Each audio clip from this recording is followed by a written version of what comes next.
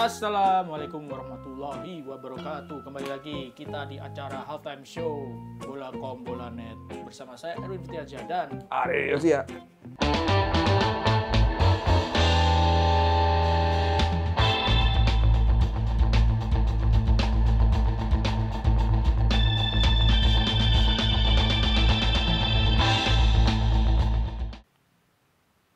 ini kayak tuan-tuan zaman dulu nih pakai sendal nih. Itu maksudnya, makanya gue pakai sendal.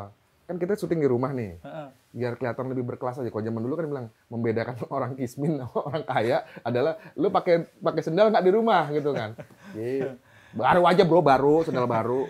Nih gue mewakili nih, sendal alami, ceker. Jadi rakyat jelata, pujangga, sultan. Ini kaum proletarnya yang di sini. Iya. Kalau di sepak bola tuh Boca Junior, River Plate. Atau ini Bayern Munchen, Schalke. Kalau di Spanyol, Real Madrid, Atletico. AC Milan, Napoli. Beda kota, harus satu kota. Tapi kan beda ini, satunya kaum borjuis, satunya proletar. Yang repot itu justru kalau di London. Klub miskinnya banyak bro, yang kaya cuma Arsenal, Hotspur, Chelsea sama Chelsea. Iya, Chelsea. Sisanya itu kan Fulham. West Ham. Fulham lagi. Fulham London bro. Fulham. Iya, udah terserah. Ya udah kita ntar ngantur. Kita ngomong sepak bola Indonesia karena lagi hype nih timnas. Timnasnya ada banyak. Apa dulu nih? Kalau kata ada kawan bilang kalau kelompok umur tuh bukan timnas katanya. Ya. Kalau timnas tuh yang senior. Kita ngomongin U17 kan mau jadi Piala tapi kalau Dunia. itu mau bawa dikit. Mau di counter nih.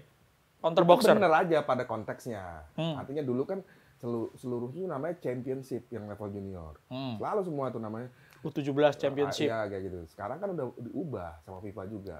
Asia U17. Iya kan sekarang udah Piala Asia U17 dan macam-macam. Itu kan menunjukkan sebenarnya gini, memang buat ini juga dagang juga. Jualan juga. Nyambuk apa? Ya udah lanjut. Dagang ya U17. Karena kita sebenarnya mau ngomongin U24 juga udah hopeless ya sebenarnya. Mainnya jelek. Udahlah. Sumpah, kita bahas dikit deh, nggak apa-apa ya. Mainnya jelek, sumpah. Waktu lawan Kirgistan menang 2-0. Iya kan? Golnya Ramai Rumakik individu. Hugo Samir dapat bola hilang dari bek Kalau gue lebih tertarik lawan. gini, komentar Indra Safri bilang kita persiapan minim. Gue tuh sebenarnya gini sih, nggak satu sisi bener lah, kasihan dia nggak ada persiapan. Tapi bukannya sekarang sepak bola internasional kayak gitu bro. Iyalah, 2-3 hari udah cukup persiapan. Gareth Southgate emang kemarin nih. Cuman bedanya kalau yang Asian Games ini nggak ada pemain yang abroad. Lu tau nggak abroad? Yang main di luar negeri. Marcelino. Iya, Marcelino, Elkan Bagot tuh nggak ada semua nih pemain full yang Fulham. Lawan Taiwan kalah 0-1. Padahal pemainnya pemain protes loh. Kita pernah diprotes. Apa? Chinese Taipei. Iya, itu pun jangan salah, jangan China Taipei. Jadi Chinese Taipei. Chinese Taipei, ya. Chinese Taipei. Pemainnya pegawai PL. Aduh. Sama. Kalau dari list itu ya, dari tim mahasiswa apa terus ada electrical office. Tapi di sini juga ada klub. Apa? Futsal. Elektrik PLN. Iya, tapi kan nggak main timnas. Main dulu. Maksudnya nggak main di timnas yang senior, timnas yang U24 kayak Asian Games itu. Kalah, udah nggak usah dibahas, males. Udah ngomongin Piala Dunia aja deh, U17. Ngomongin Indonesia nih, menurut gua tuh lebih ini kan event perdana besar sepak bola di negara kita. Rahasia Piala Dunia ya. Piala Dunia kan Piala Dunia senior, U20, terus U17. Ya, kan namanya anak kecil belajar dulu lah. Kita awalnya dapat U20 gagal. Ya, gagal. Tapi udah nggak usah ditangisin. Nggak usah dibahas. Karena ternyata kita dapat U17 dari FIFA. Menurut lu bagaimana nih setelah ngeliat drawing? Lawan kita adalah Maroko. Kalau di kelompok umur ini menurut gua sih rata-rata air ya. Iya, kalau bukan yang tim benar-benar kekuatan dunia kayak Brasil, Italia, Inggris gitu, Prancis. Kalau masih Maroko, apalagi? Panama tuh laki berarti ya. Bunama. Kalau Bunama ibu. Kalau aja Bunama, Maroko, Panama, satu lagi apa? Ekuador. Nah, rata-rata lah. Apalagi kalau misalnya ini U17 kan, baru lewat usia remaja gitu. Enggak, gue mau counter lo nih. Rata-rata kayak gampang aja. Emang ini Silakan. turnamen level AFF gitu kan. Ya gue sepakat sama lo, Bo. Kalau di usia dini kan sebenarnya lebih rata lah kekuatannya ya. Karena kan emang... Emangnya turnamen AFF? Gue balas. Dengar dulu. Enggak. Itu kan tergambar dari juara-juaranya. Piala Dunia U17 tuh dominasi negara Afrika malah. Yang di Piala Dunia level senior Afrika boro-boro masuk semifinal. Susah kan? Stephen Appiah tuh ya pernah juara ya. Maroko doang kan semifinal kemarin Piala Dunia. Ya, itu mungkin masuk akal. Tapi kalau kita ngomongin tentang persaingan kita nih, penyisian menurut gue nggak segampang itu juga. Kan kemarin rame kan tentang, wah kita terhindar dari grup neraka, kita terhindar dari Brazil. Brazil udah pasti karena sama-sama pot 1 ya. Pot 1. Karena negara kayak Inggris, kayak itu yang di pot-pot bawahnya, kita nggak dapat itu. Kita dapat 3 negara ini. Gue juga nggak benar-benar setuju juga bilang bahwa ini mudah sih. Karena tim yang kita hadapin 3 ini juga punya jejak pemain. Mereka lebih bagus. Ya bukan dibilang bagus juga, tapi artinya mereka lebih berpengalaman untuk urusan ke Piala Dunia U17. Kita kan satu-satunya negara di antara 24 peserta malah yang pertama kali main di Piala Dunia U17. Lewat tiket gratis, tuan rumah. Gitu kan. Tiket gratis. Nanti kita bahas tiket juga nggak? Iya lah, antar ya. Ya negara-negara 3 ini tuh sebenarnya juga ya negara yang sudah beberapa kali main di Piala Dunia. Yang paling berpengalaman kan pasti si Venezuela nih. Kok Venezuela sih? Venezuela ya? Ekuador kata lo. Masa sih? Emang putrinya memang putri dunia itu. Ya Ekuador. Miss World itu. Ya Ekuador itu ya dia yang paling berpengalaman kan. Udah 6 kali dia lolos Piala Dunia. Dan ya 4 kali diantaranya kan lolos dari penyisian. Dari grup. Iya kan. Maroko sih baru 2 kali nih. Kedua kali ya. Sama satu lagi si Panama itu kalau nggak salah udah berapa kali dia? Baru gue cek dulu. Maroko itu cewek juga loh. Maroko cewek juga loh. Panama itu... Kalau laki Paroko. Ketiga. Panama udah 3 kali lolos. Panama loh. Kita aja kalau ngomongin Piala Dunia, boro-boro negara mana nih? Kita masih nanya. Gue kalau pas disebut Panama, jujur aja bro. Gue jadi tiba-tiba inget mukanya Erik Estrada. Erik Estrada, Chips ya, Chips. Iya, karena orang-orang maksudnya Latino gitu kan, ya. Panama. Tapi gini yang harus diingat, kalau lewat kualifikasi, Panama itu kan saingannya nggak banyak. Betul. Kalau Indonesia kan mesti lewat saingan ASEAN, ntar lolos lagi ke Asia juga. Ya, tapi mereka 3 kali ya. Kan? Realitanya ada 3 kali. Dengan berbekal seperti itu, maksud gua kita juga jangan lantas, wah kita pasti lolos ini. Walaupun menurut gua juga sepakat sama lo. Ini sebenarnya kita punya, menurut gua pribadi, punya kesempatan untuk lolos dari knockout. Karena itu juga ketolong sama regulasi sih menurut gua. Regulasinya adalah ini kan format peringkat 3 terbaik ya. masih ini bisa kan lolos. Formatnya seperti Piala Dunia Senior tahun 86 sama 90. 24 tim doang kan yang ikut. Artinya ada 12 tim 1-2 lolos. Wah, ini nih. 4 orang dalam nih. Apa sih orang dalam? Ada 4 tim yang masa peringkat 3 terbaik. Masa dengan nggak usah banyak-banyak skor, mas 1 kali menang aja udah, maksud gue punya potensi gitu kan. Kalau ngeliat dari track record Piala Dunia Senior juga, Argentina, gue inget banget jadi ngomongin Piala Dunia 90 nih. Argentina sama siapa? Belanda kan dulu tahun 90 lolos dari penyisian grup peringkat 3 terbaik. Dengan yang maksudnya poinnya juga nggak bagus-bagus amat. Gitu. Argentina akhirnya masuk ke final. Final malah gitu. Tapi Indonesia bisa ke final kan? Yang penting main dulu di penyisian grup. Ya menurut gue sih ada kan seperti itu, tapi jangan dipandang remeh karena menurut gue satu nih PR yang paling menurut gue berat. Apa namanya? Masa persiapan kita tuh nggak lama loh. Artinya kan kita kayak kedang, kalau bahasa bener nggak sih? Ini gue salah nggak nih? Kedangdaban. Benar. Kedangdaban. Oh, ya benar. Buru-buru gitu ya. Buru-buru. Ya kan kita tahu tiba-tiba ditunjuk jadi Piala Dunia U17, beda sama kita U20 kemarin kan. Udah 3 tahun persiapan STY. Udah kemana-mana kan ya. Iya, ini kan menunjuk Bima Sakti kan pro kontranya banyak gitu kan. Ada yang bilang, wah. Banyakan pronya apa banyakan kontranya nih? Kasihan nih Mas Bima nih, banyak kontranya nih. Karena lebih gini sih, bukan maksudnya artinya nggak, publik melihat kan Bima ini apakah dia sudah pantas memimpin tim ke Piala Dunia. Karena jejak rekam sebagai pelatih kan belum terlalu banyak. Gitu kan. Timnas ya beberapa, dia sempat juara Piala AFF kalau ingat di Jogja. Di Jogja bukan ya? Di Jogja ya? Yes, di Jogja kan? Di Jogja gitu kan. Tapi habis itu kalah lawan Malaysia. Ya itu.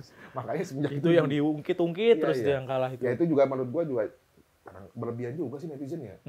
Apa berpikirnya bahwa kita, lo ngapain ngeliatin gua? Ada apa? Enggak, itu baca kaos lo, Indonesia lawan everybody. Ntar kita bahas di sesi kedua nih. Ini ada kaitan sama ini nih. Iya. Ya apa namanya, itu tadi menurut gua jadi ngomongin apa Bima Sakti? Iya, Bima Sakti. Ya, pantas atau enggak gitu kan. Ya kontra banyak, tapi ya itu berat buat dia juga nih. Walaupun kan akhirnya tunjuk juga tuh dari orang Jerman kan. Frank siapa tuh? Namanya ribet tuh gua. Frank lah. Anggapnya kita panggil Frank de Boer. Frank de Boer kan Belanda. Frank Rijkaard. Jadi dia persiapannya nggak terlalu lama. Beda sama tim senior ya. Kalau tim senior kan nggak perlu lama karena memang udah pemain. Mereka dari kompetisi. Dan jujur ya 17 kompetisinya mana? Iya. Ini PR juga kan sebenarnya buat PSSI kan. Nggak ada persiapan, main di mana? Iya. Gitu kan. Sekarang dikirim ke Jerman. Instan juga nih. Instan banget lah, cuma 1,5 bulan. Kayak kopi ya. Dipaksa 6 kali uji coba ya. Uji coba. Kan kok dipaksa? Kan dikasih uji coba. Ya, kalau gue lebih jemputnya dipaksa. Karena waktu udah nggak panjang, nggak punya... Berapa bulan?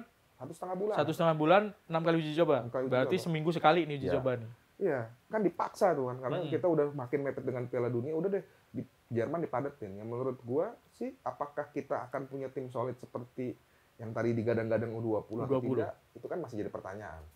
Walau, lagi-lagi nih, kita lagi naik daun kan, Indonesia nih, belakangan nih. Kayak ulet aja naik daun. Iyalah.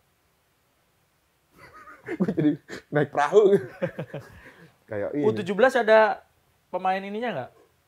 Yang keturunan? Katanya rencana akan keturunan atau pemain? Akan ngambil beberapa pemain diaspora. Istilahnya apa? Diaspora, beda keturunan. sama tadi istilah lo tadi apa? Abroad apa? Abroad. Ya beda ya tapi itu artinya ya akan ada abroad juga kan di luar mainnya. Main di luar. Tapi ada juga pemain keturunan di Indonesia juga banyak, Bro. Mau dari umur berapa? Umur dari sampai 40 tahun. Kadang-kadang ini netizen itu komentarnya kita sebut naturalisasi, bukan naturalisasi itu. Itu pemain ini keturunan. Bukan naturalisasi. Ya, kalau ngomong gitu panjang kan, imigrasi kita kan persoalannya hanya mengenal satu paspor. Orang yang dari punya paspor yang berbeda, otomatis kan dia naturalisasi. Mau ngomong seperti apa? Beda konteksnya nih. Ini buat pembelajaran juga. Beda juga konteksnya dengan misalnya Irfan Bahdim. Itu baru lo ngomong, itu kan memilih. Sebelum memperkuat timnas. 21 tahun, ketika bapaknya kan orang Indonesia, orang Depok. Iya, orang Depok. Gue tahu rumahnya tuh, main. Gitu kan. Ibunya orang Belanda kan, keturunan Belanda. 21 tahun disuruh milih, dia milih Indonesia. Ya kalau yang sekarang juga artinya kan juga status yang pemain yang sekarang misalnya dipakai U17. Bisa jadi ketika umur 21 tahun dia mainnya di Belanda atau apa. Kan banyak tuh kejadian maksudnya juniornya main di mana gitu kan. Kemudian level senior karena aturan FIFA memungkinkan itu kan. Karena belum kehitung lah yang balik lagi ke 17. Kabarnya ada nih pemain. Pemain walaupun Bima Sakti kayaknya belum ada yang serak benar-benar serak. Gitu ya. Udah pernah dites, ada beberapa yang dites tapi belum ada yang serak. Udah. Dulu nih lagi nanggung nih seru nih. Ada satu lagi nih soalnya. Bahasnya apa lagi? Ya itu tadi. Menurut gua ada satu pemain yang kita perlu, yang menurut gua nih jangan sampai nggak ikut. Siapa tuh? Pemain anak pemain asing kita yang main di Brazil. Siapa tuh? Jardel siapa tuh? Siapa? Welbert Jardel. Nah itu main di Sao Paulo Junior tuh. Nah itu kan makanya ditungguin banget tuh sama Bima Sakti. Posisinya? Gelandang. Anaknya siapa sih emang? Lupa siapa. ini kalau tayang malu ini. Lupa. Bukan Mario Jardel. Bukan. Ya pokoknya ada lah satu itu. Nah itu satu itu pemain yang menurut gua sempat lihat sih cuplikan pertandingannya, menurut gue emang menjanjikan. Tapi sepak bola kan tim ya, nggak bergantung sama orang. Ini bukan eranya Maradona lagi. Dan yang diingat adalah ini masih dalam taraf remaja sih. Tapi gue senang Pak Erik tuh ngomong kan, bilang ini targetnya bertahap. Iya, lu bayangkan dengan persiapan cuma kurang dari 3 bulan, kemudian dia bilang, Anda harus lolos perempat final. Nah itu buat gue nggak bijak. Makanya kan dia bilang targetnya bertahap, lolos dari penyisian kita ngomongin lagi lah. Gitu ya, menurut gue. Target awalnya berarti lolos dari. Ya realistis gitu lah. Ya kunci menurut gue sih U17 ini lebih penting poinnya adalah kita menjadi tuan rumah yang baik. Oke. Kita bahas di sesi berikutnya kali ya, kalau itu ya. Oke. Kita bahas di sesi berikutnya. Soal apa? Nantikan saja.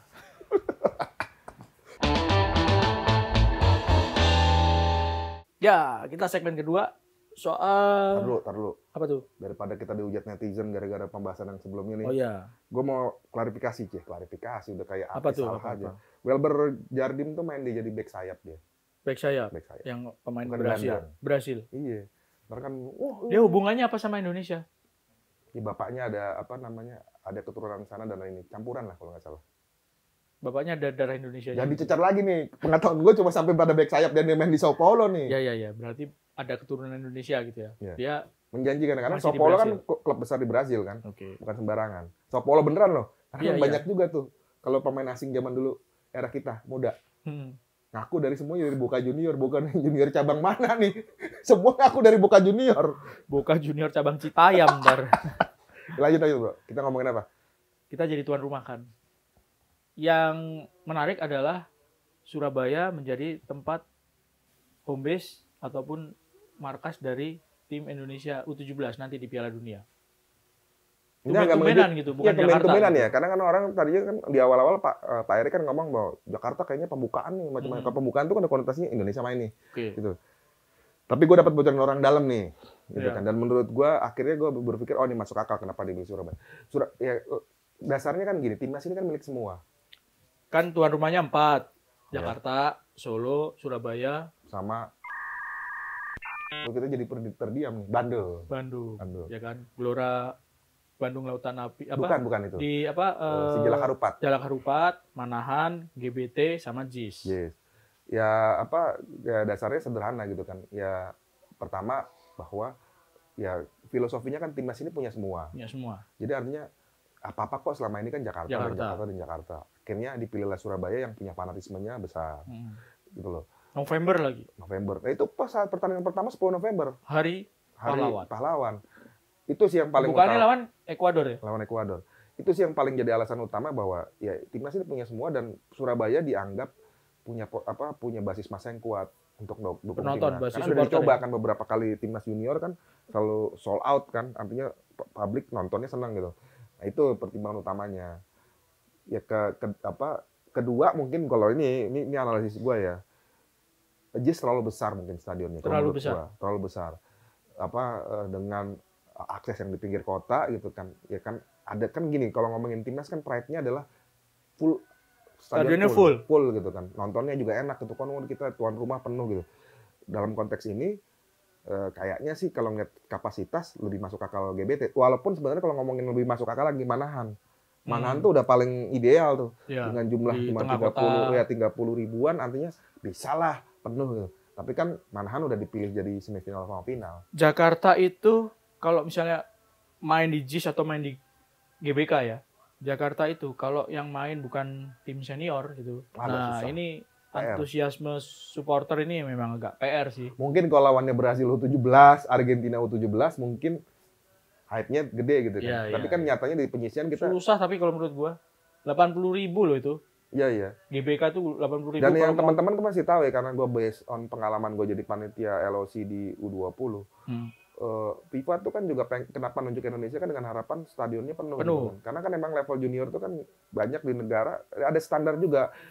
Bukannya diwajibin sih ya, tapi istilahnya setidaknya lo, kalau FIFA tuh instruksinya setidaknya lo bisa menghadirkan penonton kayak gini lah. Karena kan kalau ngomongin TV tuh, lo bayangkan kalau di center TV kosong kan, buat FIFA tuh kan event yang sponsorin dan macam-macam buat mereka nggak bagus ya. Nggak bagus. Secara look, secara gue sebenarnya agak sponsor. Tapi gue dengar kayak gini, gue sedikit mau kritik juga nih pemilihan stadion 4 tadi. Ya kalau udah tahu kayak gitu kan sebenarnya main aman aja ya. Main aman artinya apa? Sebenarnya ada 2 stadion yang sebenarnya bisa aman. Bisa penuh. Di Bali, waktu U20 juga masuk, sama di Sriwijaya itu, Gelora Sriwijaya Palembang. Itu kan kapasitasnya juga so-so gitu loh. Cuma kita nggak tahu lah apa pertimbangan. Cuma memang menurut gua tuh lebih aman kalau untuk ekspektasi penonton seperti inginkan FIFA gitu. Jadi pembukaan Indonesia lawan Ekuador di Surabaya. 10 November tuh. Semifinal, final yang kena giliran Manahan di Solo. Iya, Manahan juga sebenarnya juga jadi opsi. Awalnya kan dipikirin wah taruh di Manahan bagus nih. Tapi kayak ya itu karena pertimbangannya mereka udah tuan rumah di final sama semifinal dan jadi final. Kan dan memang laga-laganya kalau ngelihat gini juga Jakarta juga dapat laga-laga bagus loh. Artinya kalau kita ngomongin secara sisi penyelenggaraan ya. Brasil Jepang di sana. Iya, main di sana. Inggris juga Jakarta kan? Iya, makanya artinya sebenarnya ada plus minus masing-masing nih. Jadi kalau gue sepakat tuh kalau panitia bilang bahwa walah jangan terlalu berpikir bahwa pilih kasih dan macam-macam. Enggak, ini sebenarnya rata kok. Ya Jakarta nggak dapet timnas, tapi kita publik sepak bola bisa nonton tim-tim besar. Gitu loh. Sementara di grupnya itu kan cuma 1 grup doang tuh main, gitu kan. Manahan kan Jakarta dapat 2 grup ya main ya. Dapat 2 grup, makanya seperti itu. Lagi-lagi sih menurut gue sih kayak ini lu kan orang Surabaya nih. Lo yakin nggak, punya keyakinan nggak akan? Tapi kan gue udah lama di Jakarta. Gua mau nanya dibalikin lagi. Maksudnya kan, udah lama gua nggak di juga enggak sih. Surabaya. Kalau ngomong mau jujur, kita sama-sama pernah tinggal Surabaya. Dia lebih lama aja, bertahun-tahun. Kalau gua 1,5 tahun di Surabaya. Tapi gitu kalau labelnya timnas itu ya mungkin Surabaya lebih antusias ya dibanding Jakarta.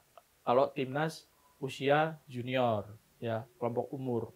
Karena itu tadi bahwa Jakarta itu orangnya menurut gue ya lebih sibuk. Iya, ya, betul. Harus meluangkan waktu gitu kan. Dan ya. hari-hari pertandingan kan nggak semuanya weekend. Iya, Mungkin kalau weekend bukan di bisa. prime time Iya, gitu kan. iya. Kalau di weekend oke lah gitu. Tapi kan kita nggak bisa ngatur. Ya kan? Ya ngomporin aja dia bilang Jakarta polusi. Nggak tahu Pak Luhut sekarang lagi kerja keras ngilangin ngilangin polusi. Tapi soal antusiasme itu tadi bahwa penonton di Surabaya mungkin sedikit lebih militan ya dibanding dengan Tapi sempat kemarin sempat ketar-ketir juga tuh panitia tuh. Tapi gue bilang memang harus ada win-win solution. Kemarin kan udah mau demo bonek. Gara-gara laga sakral, lapangan nggak boleh dipakai buat akhir bulan ini. Di laga yang buat mereka tuh pride-nya tinggi. Iya. Lawan Arema gitu kan. Gue sempat ditanya ngobrol discuss lah sama salah satu orang panitia gitu kan di LOC gitu kan. Ini bagaimana nih ntar? Gue bilang udahlah win-win solution aja. Mereka tuh kan nggak minta macam-macam. Kalau lu keras, artinya artinya LOC keras atau PSSI keras bahwa udah nggak bisa harus steril. Waduh, jangan harap timnas ada ininya. Bonek itu kompak loh, bro. Iya. Gitu loh. Kalau ibarat kata dia tuh memang banyak kelompok-kelompoknya gitu. Tapi kalau udah bilang kita boikot timnas, salah nonton, gitu. Bos. Selesai. Karena mereka ya artinya mau impor penonton dari itu mana? harus dihargain. Dan gue bersyukur kemarin pangping aja kadang-kadang gitu kan. Bersyukur kemarin akhirnya dibolehin GBT dipakai buat dipakai gitu kan. Akhirnya kan juga damai-damai aja. Kita berharap itu itu jadi poin positif deh. Ya udah. Sesi ketiga kita ngomong lebih ringan-ringan lagi aja. Sip. Tunggu di sesi ketiga. Ini gue segmen ini mau ngomong yang simpel-simpel sih. Kalau gue makanya gue daripada tertarik ngomongin prestasi Piala Dunia U17, bukan berarti meremehkan timnas U17 nggak bisa juara ya. Tapi kan artinya udah pertama kali lu jangan so pede-pede amat lah juara gitu kan. Artinya gue nggak mau gue sih nggak tertarik untuk ke situ sih. Tapi kalau gue tuh lebih ke sini loh. Bisa nggak sih ya kita tuh jadi tuan rumah yang baik? Karena nih menurut gue nih ini keberhasilan kita menggelar U17 ini akan bermakna besar, gitu kan. Apalagi kan kita kemarin sempat gagal U20 karena isu politik Israel dan macam-macam. Dan kita masih dapat kesempatan. Menurut lu dengan cengkarutnya sepak bola Indonesia mungkin bisa sukses nggak sih Piala Dunia? Bisa lah, kita harus optimis. Ya, meskipun kita punya pengalaman di kejuaraan yang besar gitu ya, meskipun belum sekelas Piala Dunia sepak bola gitu kan. Yang baru lewat kan ada Piala Dunia basket. Ya, sukses juga tuh. Sukses. Indonesia padahal nggak main di situ. Dan penontonnya paling banyak di antara tuan rumah yang lain daripada Filipina. Yang Filipina dalam arti basicnya kan penggemar basket. Ya, tapi ternyata basket. Kita bisa rekor penonton pertandingannya lebih banyak. Ya. Gitu.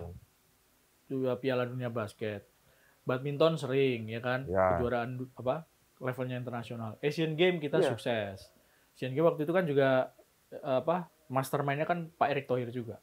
Jadi harus optimis. Dan kalau gue lihat gini sih, gue yakinnya memang kita harus optimis sih, nggak boleh kita berpikir. Memang akhirnya nih memang jadi pesta rakyat sih kalau gue lihat juga dikemasnya ya. Kayak nanti kan ada ini unik juga nih. Satu-satunya Piala Dunia level junior yang ada pembukaan. U17 nih akan seperti itu. Biasanya nggak ada pembukaan. Biasanya nggak ada, karena kan memang kemegahan itu ada aja gitu. Kemegahan itu hanya milik Piala Dunia senior. Gitu kan. Tapi karena ada pesan dari FIFA juga nggak? Jangan sampai upacara pembukaannya nih ada yang gue dengar ada. Lebih gebiar dari ya nggak boleh, karena lu boleh bikin pembukaan. Atau penutupan lu boleh. Tapi jangan lebih megah daripada yang di Qatar. Ntar kan ada pembukaan sekitar 15 menit gitu kan. Artinya itu hal yang belum ada di Piala Dunia U17 sebelumnya. Ininya siapa? Ada bocoran nggak? Siapa ininya? Semegah katanya sih orang-orang yang dulu mengeset Asian Games lah. Gue belum artinya. Kalau Asian Games dulu kan Wisnu Tama ya. Sebut nama lagi. Ya nggak apa-apa, kan orang udah tahu Asian Games. Iya kan? Iya. Ya intinya akan kayak gitu. Kalau nggak di sensor lah iya. gitu. Sama ini sih yang gue menarik gini nih dari kalau lu lihat tiket pertandingan. Tiketnya. Ini banyak hal baru juga menurut gue ya. Bukan ya harga pasti beda-beda ya. Tapi ada paket keluarga, bro. Oh ya. Jadi bener-bener artinya ini Piala Dunia ini didesain untuk jadi tontonan keluarga. gitu. Menonton sepak bola menyenangkan. Buat sepak bola Indonesia itu penting menurut gua. Jadi kalau paket keluarga itu gimana? Ya ada harga jadi tertentu. Kayak sales tiket ya? Kayak Ibu ya Dibio ada, nih, bisa, Ibu Dibio. Artinya ada tiket rombongan gitu dengan jumlah tertentu gitu kan. Dengan harga yang mereka udah setin gitu kan. Ada juga pertandingan yang modelnya kayak FIBA juga. Lu dapat 1 tiket untuk 2 pertandingan. Gitu kan. Apa diskon lah gitu. Ya. Tapi kalau di Jakarta nggak bisa. Karena 1 hari 1 pertandingan. Oh iya. Meskipun itu 2 grup. Iya. Kalau di Surabaya bisa. Di Surabaya bisa. Ya artinya ada model-model kayak gitu. Dan buat gue yang keluarga ini jadi penting buat sepak bola Indonesia yang wajahnya beberapa tahun terakhir selalu buruk. Gue tuh merasa jadi challenge juga buat kita, ya orang Indonesia, nunjukin bahwa nonton sepak bola internasional orang Indonesia bisa beradab kok. Gitu kan, kayak keluarga. Gue berencana untuk ngajak anak-anak gue nih nonton. Mana? Surabaya? Enggak, ke Surabaya ramai bro, tiketnya belum tentu dapat. Ke Jakarta, gitu. di Jakarta aja. Pokoknya kalau gue sih lebih kepada ini sih, pengen ngasih tahu bahwa atmosfer sepak bola internasional ini seperti ini nih. Indonesia jadi tuan rumah Piala Dunia U17. Nah ini ya gue pengen kasih tahu. Kemarin waktu FIBA kan anak-anak nonton juga. Iya, karena itu menurut gue nih momen yang bagus banget untuk memperlihatkan ke dunia internasional bahwa sepak bola Indonesia itu bukan tentang rusuh. Makanya kalau menurut gue sih, gue mengajak sih kalau nanti kita nonton ya kita buktiin. Dan nonton apa? Datang ke stadion. Banyak-banyak. Iya, datang ke ini dan artinya kita nunjukin bahwa kita bisa jaga kebersihan. Ini karena kan stadion-stadion ini di level internasional semua dan kita tahu kalau di level lokal domestik TST ya. Pipis aja sembarangan udah dibikinin WC yang bagus aja kadang-kadang masih itu dulu. Iya. Rokok aja. Enggak, gua kadang-kadang gini nih, ini ngomongin gue curhat sendiri. Gua tuh perokok. Gue perokok. Gua kadang-kadang juga tapi suka sedih gitu. Kenapa gini? Ketika lu kan gini. Ini boleh nggak ngomongin gini nih? Ini kan bukan iklan rokok, malah mengajak kebaikan nih. Oh iya. Gue ngomong kebaikan. Gue datang misalnya ke internasional gitu kan. Artinya oke lah, gue ngerokok nih gitu kan. Tapi ketika mereka tuh tertib banget ketika ini kawasan nggak boleh ngerokok. Tapi kalau di Indonesia, gue kemarin nonton Argentina. Gue nonton Argentina lawan timnas. Itu kan sebenarnya tribun itu kan harus steril dari ini. Masih ada, udah gitu ada. Gue ini cerita lucu nih. Ada wartawan Inggris samping gue. Kita dia celingak, tiba-tiba dia ngeluarin rokok gitu kan. Wah, dia nanya sempat karena dia nggak pegang korek ternyata. Do you smoke? Lu punya korek nggak? Tanya gitu kan. Nah, gue ada nih, gue kasih gitu kan, gue kasih. Dalam hati gue berdosa juga, gue melegalkan dia ngerokok. Pasti komentar yang menarik bro. Nikmatnya di Indonesia, bisa ngapain aja di tempat yang harusnya nggak boleh. Gua tuh agak maksudnya kita jangan gitu deh. Oh iya. Jangan seperti itu. Ya. Kita ngambil contohnya bule itu aja. Jangan seperti itu. Jangan seperti dia. Ya. Jangan seperti itu. Jangan seperti dia. Wartawan Indonesia tuh selalu gua perhatiin gitu. Kita jadi tuan rumah yang baik, beli tiket, ya, penuhin stadion, tertib di dalam stadion. Kalau wartawan kita keluar, kalau di mana-mana kan wartawan luar langsung tertariknya mencari media center. Ini bukan media center dulu. Smoking areanya di mana, bro? Gitu. Kalau nggak ada, melipir-melipir pinggir, lihat kanan kiri, ngerokok gitu kan. Gua agak maksud gua gini. Gua yakin kita bisa melakukan. Di ASEAN Games kan kita bisa tertib. Iya. Kan lu ketika pembukaan, penutupan atau apapun macam-macam itu nggak ada orang ngerokok sembarangan. Tapi begitu udah lewat ASEAN Games balik lagi ke zaman yang lama. Janganlah. Gitu loh. Jangan nggak tertib, jangan ikutin dia. Saya. Pertanyaan terakhir, ini udah habis ya? Pertanyaan terakhir, ini apa nih Indonesia versus Everybody ini apa maksudnya? Ya tadi sebenarnya nyinggung soal JIS gitu, karena lagi rame kemarin. Kenapa ini kan? Gitu kan. Kalau ngomong si JIS lagi. Salah nih gue dikit lagi digebukin hadis. Enggak, Indonesia Everybody. Ya ini buat membuktikan Indonesia ini diragukan kan banyak karena negatif. Sekarang Indonesia lawan Everybody. Kita buktiin sebagai tuan rumah Piala Dunia, sukses gitu loh. Oke, kalau begitu ya, nanti Piala Dunianya sukses, timnasnya bagus gitu ya. Step by step lolos dulu dari grup dan kita tertib. Jangan ikutin dia. Dan jangan lupa nih. Apa tuh? Yang penting. Kalau nggak sempat nonton ke stadion, bisa juga nonton live streaming atau siaran langsung televisi. Di MT Group ada Indosiar, SCTV, ada Video, Next Parabola, ya, sama video.com. Oke, sampai di sini dulu perjumpaan kita. Tetap semangat. Saya Edwin Witiansyah dan Areyos ya. Jangan terus saya. Jangan lupa untuk baca berita di berita olahraga di Bola.com, Bola.net, dan kanal Bola Liputan 6. Terima kasih, sampai jumpa di Halftime Show berikutnya. Assalamualaikum warahmatullahi wabarakatuh.